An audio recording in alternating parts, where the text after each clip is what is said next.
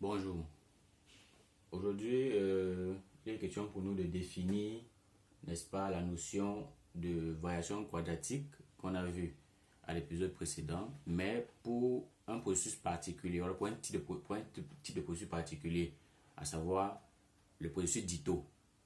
Donc, je pense que dans la vidéo où on parle, dans laquelle on parle de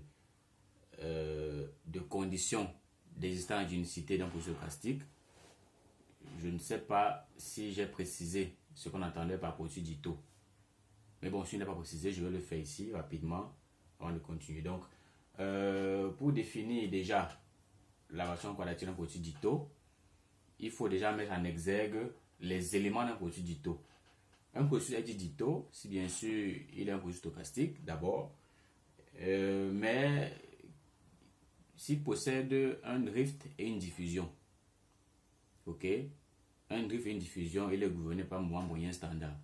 Donc, étant donné d'un processus xt, alors si on a dxt égale à ft dt plus sigma t, par exemple dbt, avec ft qui est le drift et sigma t qui est la diffusion, tel que ft soit intégral, c'est-à-dire ft appartient à L1, bien sûr sur l'espace probabilisé filtré, par exemple, l'espace probabilisé filtré, n'est-ce pas, et sigma t appartient plutôt à L2, c'est-à-dire c'est le carré intégral.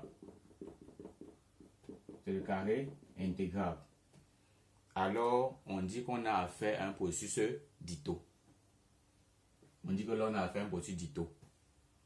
Ok? Bien sûr, les intégrations ici peuvent se faire presque sûrement.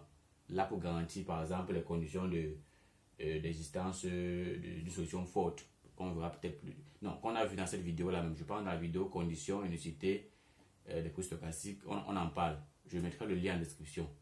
Vous allez regarder si on en parle ou pas. Et si on en parle, c'est bon. Si on n'en parle pas, vous laissez en commentaire et on va faire une vidéo dessus. Donc, déjà, avec ces conditions-ci, on peut définir la variation quadratique de ce processus. Donc, par définition, déjà ici, pour définir la variation quadratique d'un processus d'Ito, on n'a pas besoin de discrétiser. N'est-ce pas? Parce que là, il s'agit d'un processus qu'on peut écrire sous forme d'intégrale. Dans ce cas-là. Donc, la variation quadratique ici, pour un processus d'Ito, ce sera simplement l'intégrale du carré, n'est-ce pas, de la diffusion par rapport à la variation quadratique du mouvement brownien ici. Parce que le drift va s'annuler. Donc ici, la variation quadratique de x dans ce cas, par définition, sera simplement l'espérance. Ok? Non, pas l'espérance. Non, pas l'espérance. Il n'y a pas d'espérance là. Là, je veux confondre déjà avec les isomorphismes d'Ito. Ce sera simplement l'intégrale de 0 à t de sigma s carré différentiel, ou alors dérivé différentiel, n'est-ce pas, ou alors par rapport à la variation quadratique du mouvement brownien. Voici la définition. C'est l'intégrale de 0 à t sigma s carré de variation quadratique, n'est-ce pas, du mouvement brownien en s. Or, on sait que la variation quadratique du mouvement brownien en s est exactement égale à s. Bon, déjà, il existe une preuve, n'est-ce pas? Il y a déjà une preuve pour démontrer. Là, c'est pour démontrer, n'est-ce pas? Il y a une preuve pour démontrer que variation quadratique, n'est-ce pas? Bt, c'est t, comme ceci. Mais la preuve, elle est assez longue. Elle est assez longue et elle n'est pas très facile. Elle n'est pas aisée. C'est vrai qu'on peut utiliser la variation quadratique, n'est-ce pas? C'est-à-dire considérer Bt comme un processus d'Ito et utiliser la variation quadratique pour montrer que ça donne T.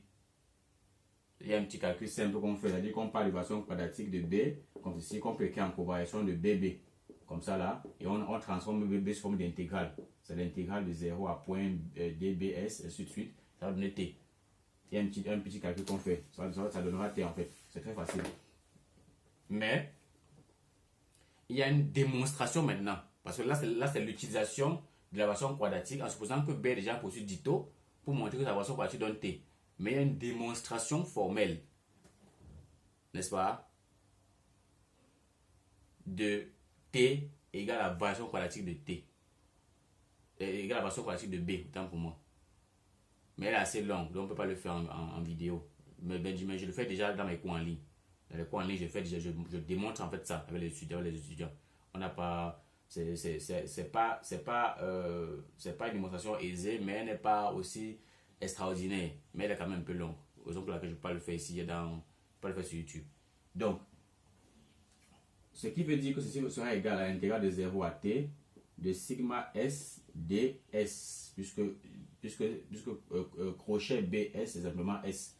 Et ça permet de définir là comme ça la variation quadratique, n'est-ce pas, d'un processus dito. Tout simplement. Donc, lorsque vous avez un processus dito, pour définir sa variation quadratique, vous avez besoin de la diffusion. C'est tout. C'est tout.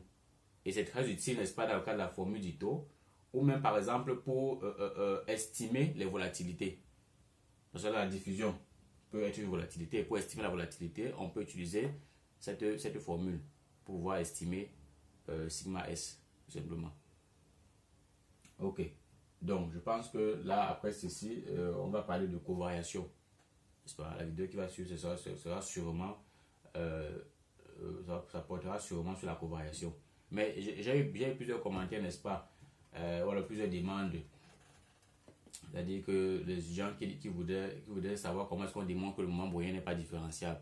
J'ai promis le faire, puisque j'avais dit, bon, si c'est que j'ai plusieurs demandes, je vais le faire. Donc, je vais le faire prochainement. C'est qu'il y a une série de vidéos qui arrivent et je vais introduire cette démonstration à l'intérieur. C'est vrai qu'il y a deux façons de démontrer, n'est-ce pas? Il existe deux façons de démontrer que le mouvement brownian n'est pas différenciable. Mais bon, on va démontrer d'une seule façon. Parce que les deux façons, je le fais en cours.